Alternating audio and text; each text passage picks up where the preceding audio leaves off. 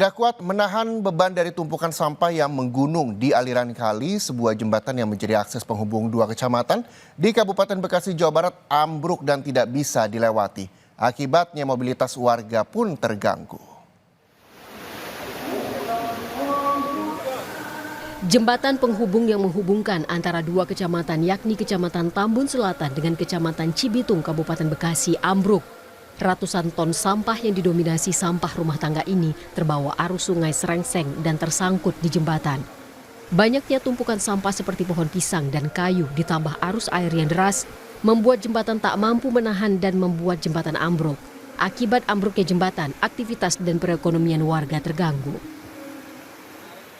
Jembatan baru tapi sampahnya numpuk terlalu tinggi. Akhirnya kedorong air kan dari mulai Trias, Tridaya sampai ke sini sampahnya numpuk, kedorong. Sampah rumah tangga tuh?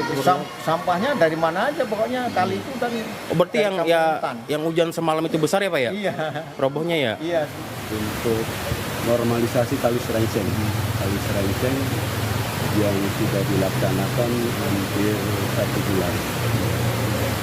Kemudian dari normalisasi ini ada media-media semacam sampah dan pohon-pohon dan pisang dan lain-lainnya itu hanyut sehingga bermuara atau nyangkut di jembatan Permata Regensi RW 16. Pak, kalau boleh tahu untuk jembatan ini penghubung dua kecamatan atau seperti apa? Ini 2 kecamatan, 2 desa juga. Saat ini tim gabungan dari Dinas Sumber Daya Air, Bina Marga, dan Bina Konstruksi Kabupaten Bekasi, Dinas Lingkungan Hidup serta aparatur Kecamatan Cibitung telah melakukan evakuasi sampah serta material jembatan yang ambruk.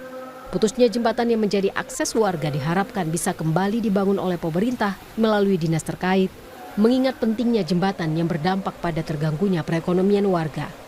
Alexander Blegur, Kompas TV, Bekasi, Jawa Barat.